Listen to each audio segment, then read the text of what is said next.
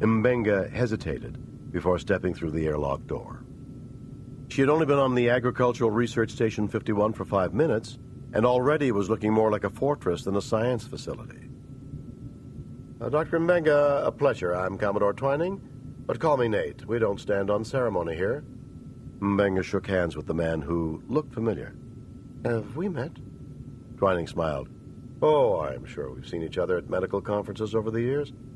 I also have a very good memory for faces, but I can't place yours. He gestured for the doctor to proceed along the corridor to the turbolift. After the turbolift stopped and the doors opened, Mbenga paused in surprise. What waited before her seemed to be a space dock installation, as if the center of Facility 51 were hollow, with enough room to contain a starship. The docking sphere did contain a ship, though the vessel was only about 1/3 the length of a Sovereign-class warp nacelle. The chamber that looked into the improbable space dock was the largest and most complete lab Mbenga had ever seen. She pointed to the small ship. All this equipment for that? The Commodore stood beside her at the viewport. Do you recognize it? Mbenga frowned and thought back to the dreary ship identification classes she had been forced to take at the academy. It's a DY-100. One of the old sleeper ships from, I don't know, centuries ago at least. Then Mbenga remembered something else. I heard some engineers talking in a bar a few months ago about rumors that another group of the so-called genetic supermen from the 20th century had been found, and they were being examined on Alpha Centauri 4. The Commodore nodded. I've heard that rumor. Actually, I created it. Twining motioned toward a science station further along the lab's spacious floor. That ship is only about a century old, though it was deliberately designed to look like one much older. If it's not a sleeper ship, Commodore, then what is it? Oh, it's a sleeper ship. It has 22 hibernation compartments, and 17 are occupied. Occupied? By whom? You be the judge. Are you there? The EMH, the Emergency Medical Hologram, moved in front of the sensor in the cargo hold. Where else would I be? Doctor, would you move the visual sensor so Dr. Mbenga can see one of the patients? The holographic doctor rolled his eyes. I live to serve. Then, one by one, all the hibernation chambers passed before the sensor. Mbenga almost smiled. They're just children. Human children, all of them. Commodore Twining nodded. All of them. How long have they been in hibernation? About 80 years. Technically, they're from another universe, and technically, they're like no human we've ever seen. Mbenga folded her arms. Here was a mystery of epic proportions. And somehow she knew there was nothing she liked better than to solve mysteries for the Commodore. She only wished she could remember when she had met him before and what other mysteries she had solved.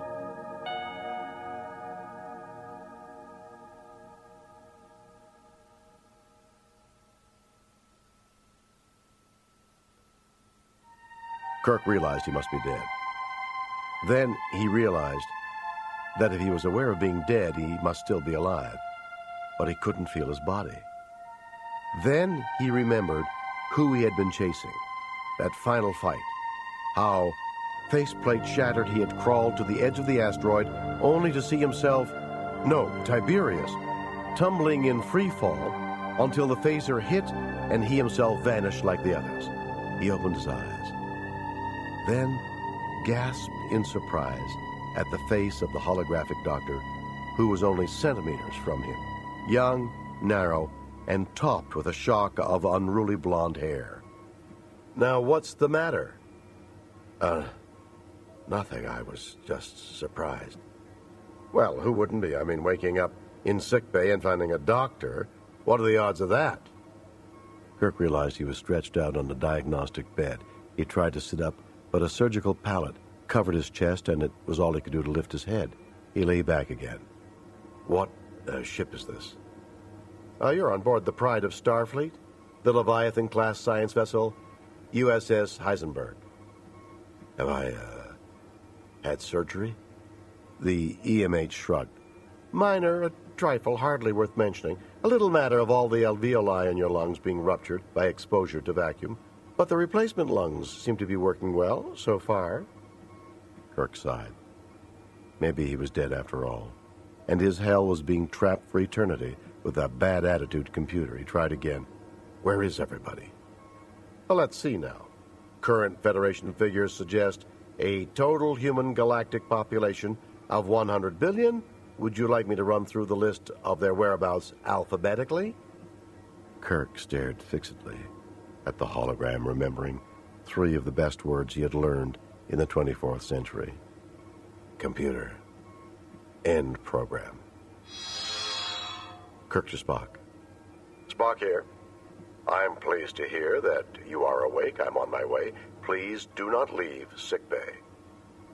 Kirk glanced at the surgical pallet holding him in place. That sounds logical. A few minutes later, McCoy positioned a pillow behind Kirk's neck. Triox, that's what kept you going after you blacked out. Scott nodded. Aye, that and Captain Picard in his shuttle. Kirk pushed his bandaged hands against the arms of the chair he had moved to and took a deliberately slow, deep breath, trying to detect any sensation that would let him know he was breathing with anything other than the lungs he'd been born with. He felt no difference. Amazing. McCoy growled. What is? The fact that you made a fool of yourself again? Kirk narrowed his eyes at McCoy. End program. But it didn't work. His old friend remained firm and solid. Gee, can't get rid of me that easily. Kirk looked up at his 3 companions through time. Spock, McCoy, and Scotty. I wouldn't want to. Then, his thoughts turned as always to the future. Where's Telani? Spock answered him. She is on the Polly. There is a Romulan physician on the ship's medical staff. Considering Telani's pregnancy, we felt examination by a specialist would be prudent. But there was something Kirk didn't understand. Is the Polly a Romulan ship? Spock again replied. It's a Starfleet science vessel. These ships appear to be prototypes of some kind.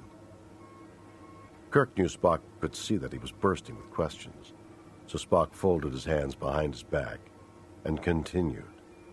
To put it briefly, Jim, Taval claims to have scored a direct hit on Tiberius just before he dematerialized. McCoy interrupted. That whole second asteroid, they're all... That's what these ships are here for. They're science vessels. The Heisenberg, the Schrodinger, and the Pauli. Spock nodded. Suffice to say that Tiberius's fate is still being investigated. You, however, were beamed to Captain Picard's shuttle. Commanders Riker and Data were able to stabilize you, and Dr. Crusher managed to restore enough of the Enterprise's sickbay facilities to maintain you on a pulmonary support unit. She thought you would have to be taken back to a starbase under medical stasis, but the Heisenberg proved to have exceptional medical facilities, so your lung replacement surgery was carried out here. Kirk looked up at Spock. So the Enterprise survived? Scott took over and spoke hesitatingly. They were able to stop the auto-destruct without much fuss, but the ships seems to have suffered some peculiar interior damage. Kirk was puzzled. Because of the failed transport? Scott's next words spilled out in a rush of frustration. Jim, the fact of the matter is, I don't know, because she won't let me talk to Geordi. Who won't let you? Julian Radisson, captain of the Heisenberg and commander of the science convoy. Kirk held up a newly wrapped hand to stop Scott. The replacement bandages were thinner, less bulky than before, but now he couldn't feel a thing past the middle of each forearm. Scotty, just a minute. There are 2 different convoys here? Aye. Captain Radisson and the science vessels were here within an hour. After Tiberius escaped, vanished, dematerialized, Whatever the blackguard did, the relief convoy arrived about an hour after that. Spock added, in addition to the restrictions established by Captain Radisson, it appears communications have been badly affected by a local disturbance in the subspace medium. About the time Tiberius vanished, our suit communicators were overloaded by a powerful subspace pulse. Kirk looked from one friend to the other. I take it I'm not the only one who thinks there's something wrong here. Spock answered for them all. Despite having been caught up in the middle of these events, I am left with a strong suspicion that Captain Radisson knows even more about them than do we. I'd like to meet Captain Radisson. Jim, that is fortunate for all of us because the captain has stated in no uncertain terms that until you and she come to some agreement, the four of us and Telani are to consider ourselves under ship arrest. What have we done this time? Apparently, it's because of what we know. But as far as Kirk was concerned, no one seemed to know anything. Where had Tiberius gone? And who was helping him now?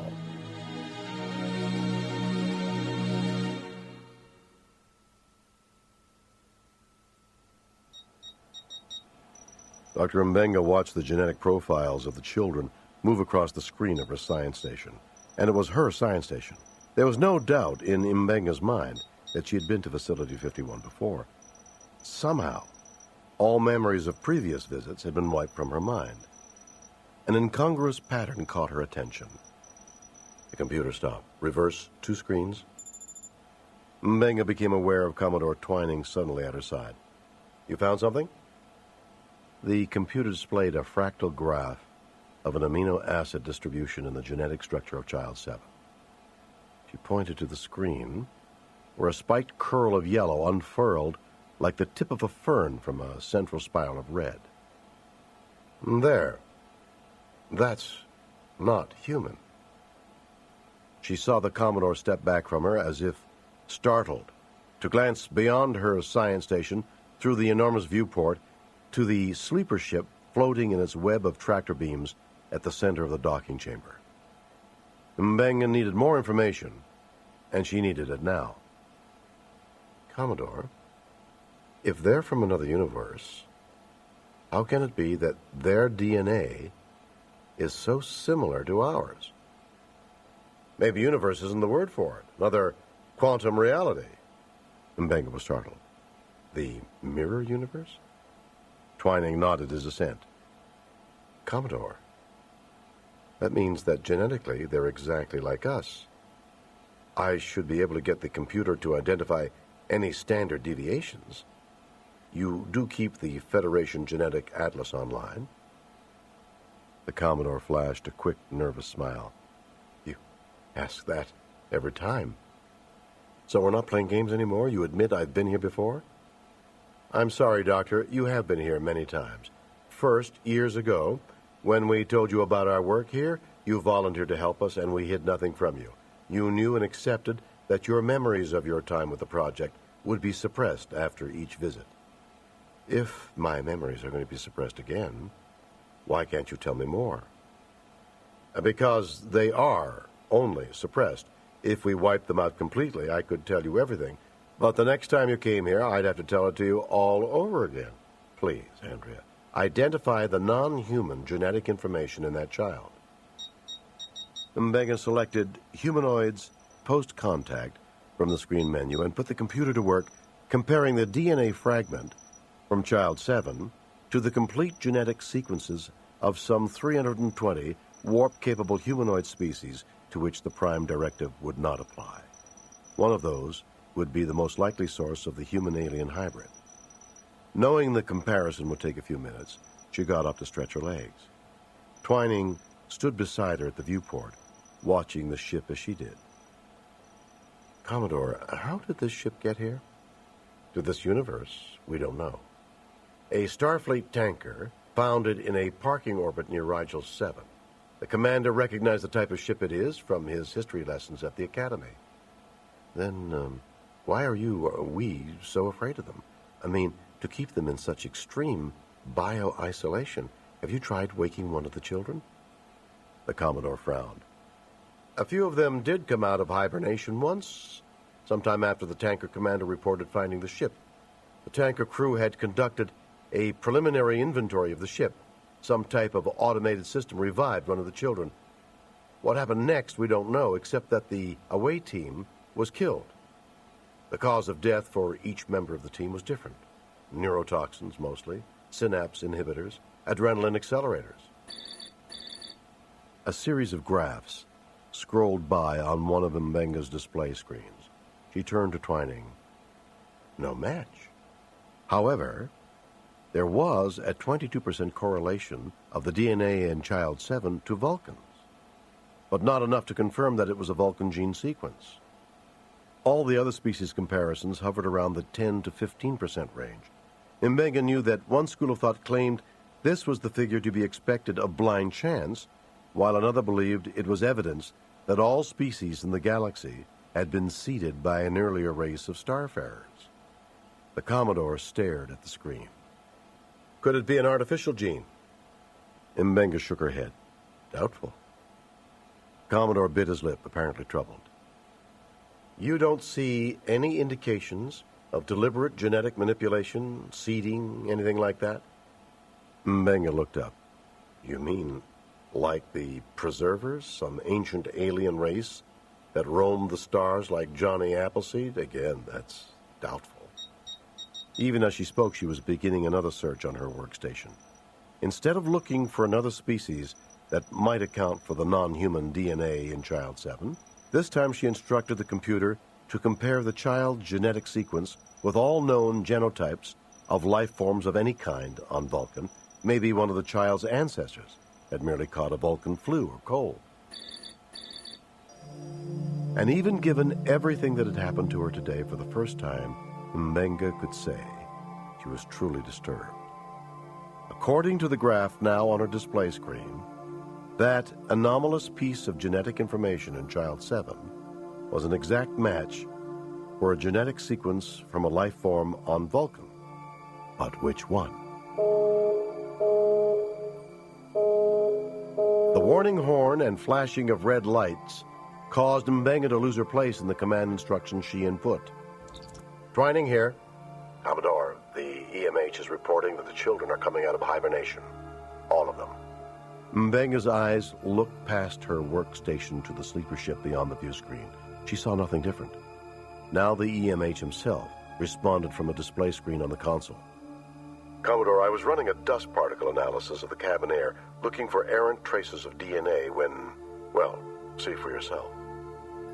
The EMH stepped aside, and Mbenga saw a flashing green light over each hibernation chamber door. Then another display screen came to life with an image of a young Klingon male. "Commodore, moments before the revival process began on board the ship, communications reported an anomalous subspace pulse. I am doubtful the connection to the sleeper's revival is coincidental." On the screen, a clear door rose up and slid out of the way on one of the chambers, and a moment later, a small pair of legs swung over the side, and a child jumped out. It was a young girl, perhaps 10, and she looked confused. Mbenga watched, fascinated, as the young girl began performing a ritual Vulcan kata, moving with a breathtaking precision Mbenga had only seen in Masters of the Kolinar. Twining spoke abruptly. "Doctor, see if you can establish contact." On the screen, the EMH approached the child. "Hello, little girl. Can you tell me your name?" The little girl held up her hand. The EMH reached down for it. At once, the child yanked the EMH's head down to her level, secured a hold on his neck, and bit into his neck. For an instant, his holographic body lost focus, and the young girl fell through him. Another small form lunged at him from off-screen until it seemed he had disappeared into a swarm of young children. On the screen, Mbenga saw a small, pudgy hand reach in front of the visual sensor, and then the picture was gone. "Twining to observation. Do we have any visual sensors left on board the ship?" All visual sensors have been taken offline. Then the main dorsal airlock on the sleeper ship opened with a puff of frozen atmosphere. The Klingon was immediately back on screen. "Sir, they've decompressed the entire ship." Commodore Twining stared at the screen. But there were no environment suits on that ship. Mbenga felt an icy chill flow through her. Figures were appearing on the topmost surface of the sleeper ship. The children were leaving. They were not wearing suits. Mbenga watched unbelievingly as two of the children jumped from the top of the sleeper ship and floated toward a maintenance airlock in the wall of the docking chamber. Twining jabbed his fingers against his communicator. "Wildfire! Wildfire! Now!" In the chamber, more children were leaping from the ship, floating over to equipment bays and airlocks. They were trying to escape. Then she saw panels in the curved wall of the chamber begin to slide open. She recognized the phaser cannons and grabbed Twining's arm. "Get those children out of there. You can't kill them. You're Starfleet." Suddenly, Mbenga felt a powerful hand grip her shoulder and pull her back from the Commodore. Mbenga turned to see who had captured her. It was the EMH. He had a hypospray in his free hand. The emitter coils on the cannon began to glow as the children flew through the empty space before them. Mbenga heard the hiss of the hypospray as it kissed her neck. As she fell, she just had time to see the docking chamber filled with silent phaser fire. The ship and the children vanished into oblivion. Then, so did she.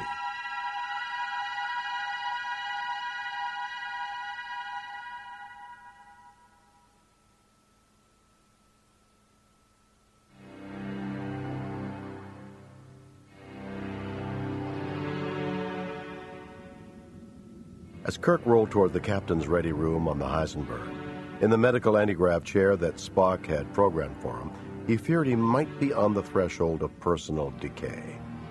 With his new lungs, he was still unable to draw enough oxygen to stand on his own feet. With his ruined hands, he was unable to dress or take care of himself. The Heisenberg's ready room was a surprise, outfitted like a library reading room from the 1800s. Kirk was certain he could smell the leather of the book's bindings. Captain Hulin Radisson was watering a vividly green plant. "Captain Kirk, how good to meet you at last." Radisson set down her copper watering can on a wooden side table. She was an older woman, looked 60, which Kirk knew meant she could be over 100. "Forgive me for not offering to shake hands." Kirk looked down at his bandaged hands. "Another time." Radisson nodded, smiling. "They'll grow back soon." "I beg your pardon?" "Your hands. We already have our biolab culturing the clone buds. Before you leave today, we'll implant them, and you'll have a new pair of hands in, let's say, 4 or 5 months. Kirk held out what until just now he thought were his hands. He stared at Captain Radisson. "Oh, I'm so sorry, Captain Kirk. Didn't anyone tell you? They amputated your hands, but I can personally assure you reconstruction was not an option." Kirk felt dizzy. Glittering stars sparkled at the edge of his vision. Radisson spoke quietly, but it was the voice of command. "Doctor, you're needed in the ready room." Kirk's eyes followed the EMH as he moved to the wood panel wall, touched a hidden control, and what appeared to be a food replicator slot appeared. But instead of food, there was a hypospray inside. "Typical. Give someone a new set of lungs, and do they read the instruction files? No." He touched the hypo to Kirk's neck. Kirk's vision cleared, and he sighed in relief. The EMH shook his head disapprovingly. "I expect you'll have to go through a lot of this in the next few weeks. It's a triox compound, emphasis on the ox. I'll just leave it right here." Kirk found his voice. "How can you project yourself beyond sickbay?" The hologram raised an eyebrow. "Maybe I can't. Maybe I'm just an hallucination of your oxygen-starved brain." Radisson interrupted the EMH. "That's enough. Thank you. You may go." The EMH rolled his eyes and dissolved. Radisson turned to Kirk. "To answer your question, the whole ship is outfitted with holo emitters. That way, the emergency medical hologram can come to us when there's an emergency. It's something new Starfleet's experimenting with." Once again, Kirk lost orientation as the ready room seemed to spin around him. And then he was on a large open-air patio under a bright sun in a sky so blue it had to be Earth's. Radisson put her hands on her hips and gazed up at the sky, breathing deeply. And each crew member's cabin is infinitely adjustable. Then Radisson remained silent, studying him, waiting. He opened with an attack. How long have you known about what Tiberius is doing here in the Golden Discontinuity? Radisson sat down in a white-painted wrought iron chair. I am not here to talk, Captain Kirk. You are. How long have you known about what Tiberius was doing here? I didn't even know Tiberius existed until about 8 hours ago. What I know about his historic actions in the Mirror Universe, I learned in the past 4 weeks from Intendant Spock and the mirror counterpart of Catherine Janeway. Are they under arrest as well? Radisson poured herself a glass of wine. They're in protective custody. Intendant Spock, his daughter, Taval, and Janeway's counterpart are in very real danger of assassination if they remain free. Kirk leaned forward in his anti-grav chair. But they aren't exact duplicates. People from the Mirror Universe, their quantum signatures are different. Radisson took a sip of wine. At first, Captain Kirk, only at first. Let's say I was from the Mirror Universe. I live in this universe, I breathe the air of this universe, eat the food, drink the wine, and as my body goes about its normal processes, I grow new tissue, using molecules of this universe as the building blocks. In a year, a tricorder doesn't do it. I'll have a few pockets of cells and bone inside that still have Mirror Universe molecules and a Mirror Universe signature, but that's not enough for a tricorder to pick up. You see, in time, they become exact duplicates. That's what makes this one faction of the Mirror Universe Alliance even more of a threat to the Federation than the Borg ever could be. But we're working on identification techniques. Kirk read between the lines. Who's this we you mentioned? Radisson's eyebrows lifted. Let's just say we're part of Starfleet. Kirk persisted. That's not good enough. I'm here because you want information from me. But I want information in return. You're only half right, Captain. I do want something from you. This convoy of science vessels is part of what Starfleet calls Project Sign. It's one of the most highly classified operations within the fleet. I am free to tell you this. One of the things we do is watch for any and all signs of incursions from the Mirror Universe. As long as the Mirror Universe stayed on its side of the quantum divide, the special implementation of the Prime Directive held. However, now that we have absolute proof of a concerted effort by at least one faction within the Alliance to take hostile action against the Federation, the Prime Directive no longer applies. Kirk felt the stirrings of alarm. Are you talking about going to war with another universe?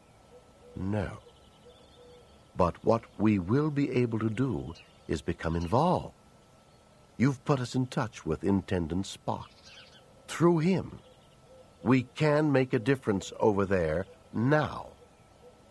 Kirk felt both flattered and relieved. I'd like to keep helping. Radisson regarded him seriously. Which brings me to what Project Sign needs from you. A promise that you remain completely uninvolved in our further dealings with the Mirror Universe rebels. You will be watched, Captain Kirk, and we don't know by whom.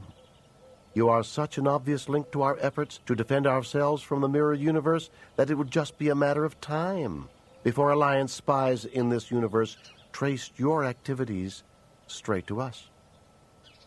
Kirk probed that excuse with his next question. How do you know they don't already know about you? Because We've been monitoring the labor camp at this location for a year, and we've detected no change in their schedule or activities that would indicate they knew they were under surveillance. Kirk's rage was so overwhelming and so instantaneous that he struggled to stand up from his chair to confront Radisson. People died down there. Captain Picard lost members of his crew. I almost lost Telani. How dare you stand by and do nothing? Kirk toppled to one side in his anti-grav chair, helpless. Radisson made no move to help him. Listen carefully, Captain. We have the situation under control. You inserted yourself into our mission and ruined all of our plans. But believe me when I say that your promise to remain uninvolved in our activities is one of two options I've been authorized to present to you. Tell me, how far are you willing to push this? We gave you new lungs, Captain Kirk. But as for ever touching your bride or child... Kirk felt himself tighten with rage. No one would ever keep him from Telani and their child. I can have biosynthetic hands attached at any medical facility. Biosynthetics? I believe they're up to 80% physical function.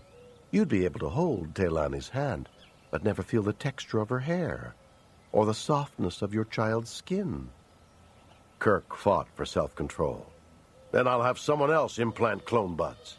Clone buds only work if the remaining tissue and nerve bundles were properly prepared during a controlled amputation. And for the best results, the same surgeon should perform both the removal and the implant. And you have met your surgeon. The hologram? Admittedly a trifle rough around the edges, but then he is a combination of the greatest geniuses to ever practice medicine. There's even a bit of your Dr. McCoy in him. So, do I have your promise that you will not become involved in matters concerning Project Sign? Kirk searched his soul.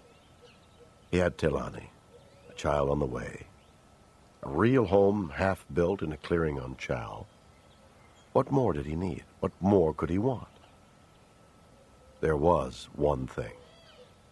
What about Tiberius? Radisson studied him.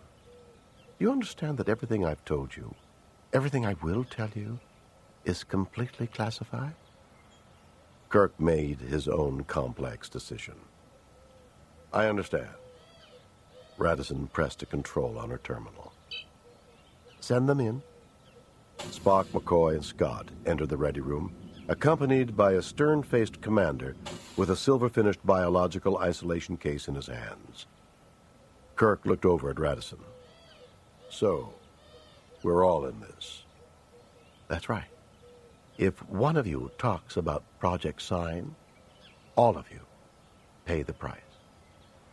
Radisson pointed at the tall commander with the case, indicating he should place it on her desk. He did. You may go offline now. The tall commander dissolved, and Radisson addressed McCoy. Doctor, please open the case. Captain Kirk, you'll want to come closer. Kirk recognized the contents. Fragments of an environment suit helmet. Kirk pictured the way the fragments would fit together and estimated about 2/3 of the helmet was accounted for. Dr. McCoy, do you have your tricorder? McCoy pulled it from the medical case he carried and made several passes over the fragment. He sighed. The DNA match is exact. It's Jim's blood and Jim's brain matter, bone chips. It has the mirror universe quantum signature. Radisson's eyes fixed on Kirk's. Taval shot Tiberius as he was trying to escape. The phaser was set to disintegrate, but it appears the beam hit a power cell in Tiberius's battlesuit and triggered a violent explosion before the full-phase disintegration effect could be established. So you're telling me he's dead? Kirk was feeling wearier than he could ever remember feeling before. It's over. If he's gone, he's gone. It's time I went home. Radisson nodded, as if she had just completed a long mission of her own. I'll make arrangements to have you on the Schrodinger's next run to the rescue convoy. There's a clipper waiting there to take you back to Chal, to Earth, to Vulcan, whatever destinations you choose. What about Telani? She'll be on the Schrodinger with you. She's in perfect health, and so's your child. Spock turned to Radisson. And what of Taval, Intendant Spock, and Kate Janeway? They will be returning with us to a secure starbase, and we have already made arrangements with the Vulcan Healing Institute for your counterpart to receive the best treatment available for premature Bendii syndrome.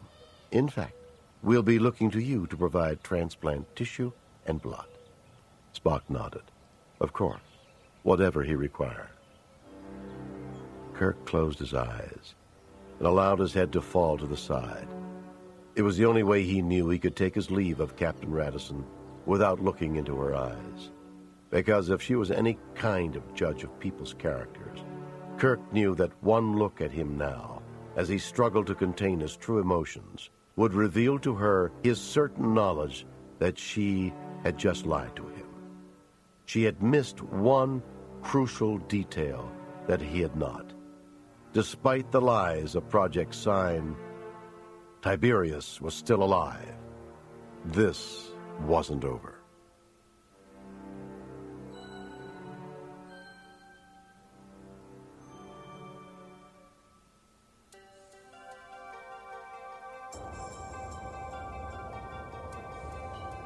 The universe unfolded, the galaxy turned, the chaos of the life within it constantly seething and foaming like the crest of a breaking wave, forever threatening to wash the stars away, but never quite succeeding. Random event followed random event. Intelligent beings were born, intelligent beings died. But given enough random events, patterns began to be perceived. In the Delta Quadrant, a tiny starship moved 25 years closer to home. In the Alpha and Gamma Quadrants, a war made possible by what some thought was a wormhole continued to ebb and flow. In the Briar Patch, Captain Jean-Luc Picard of the Starship Enterprise found a world of eternal youth torn by intergenerational conflict. A pattern within chaos. 7 months passed. The Dominion War moved toward its inevitable end, and on one small, secluded oasis of a planet, two beings who meant nothing in the vast scope of the universe and who meant everything prepared for their marriage.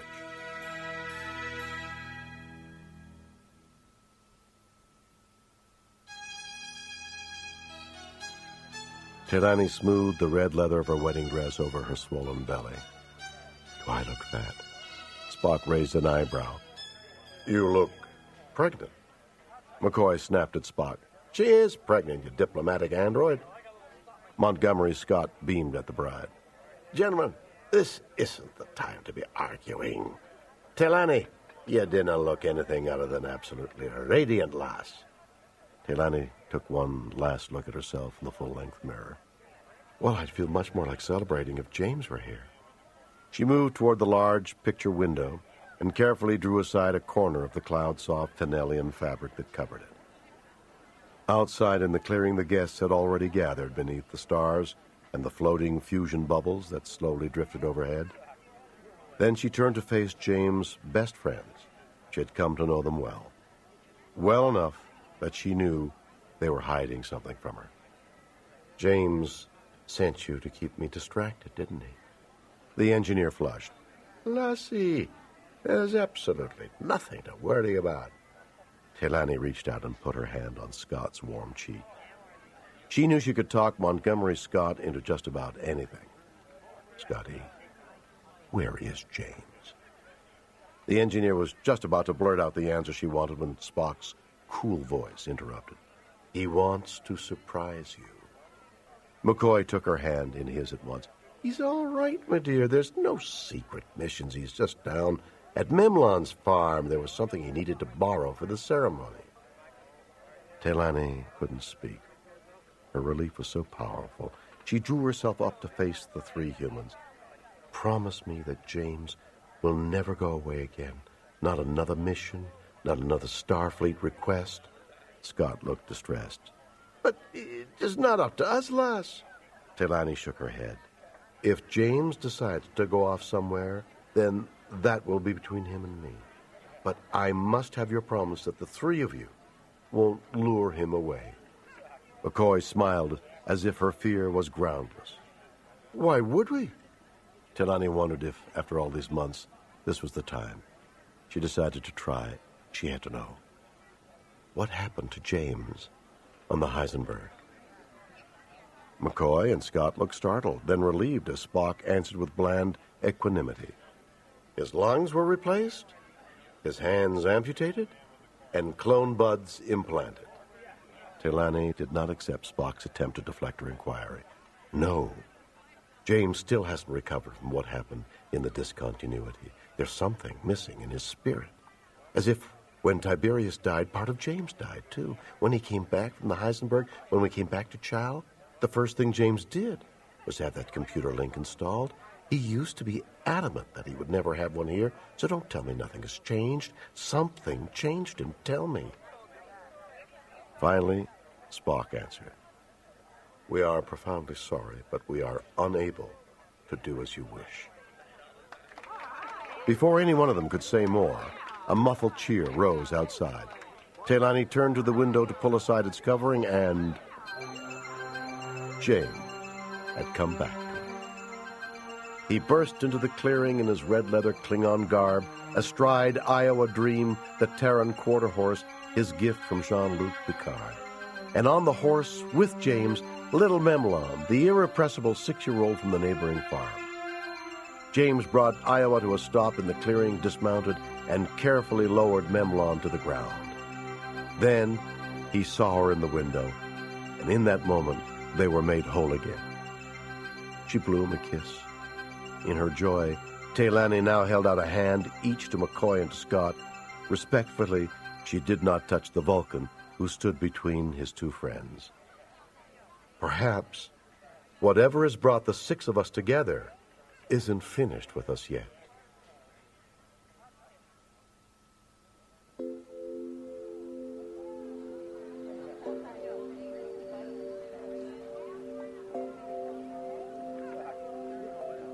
Kirk caught his breath, overcome by the simple majesty and wonder of the moment.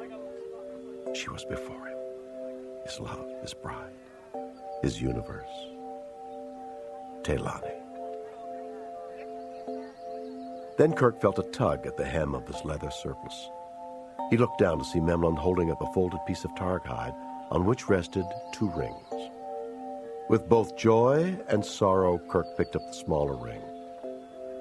Like its partner, it was made of 3 strands of braided metal, gold-pressed latinum for their love, silvery diargonite, an alloy found only on Chow, for their home, and gleaming white duranium, a key component of a starship's hull. Because Telani had insisted.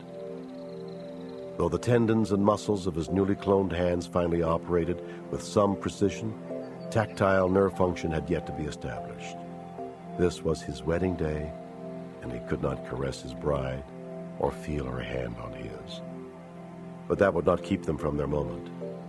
He slipped the ring on her right index finger. Kasham, but nah. Telani placed the larger ring on Kirk's right index finger.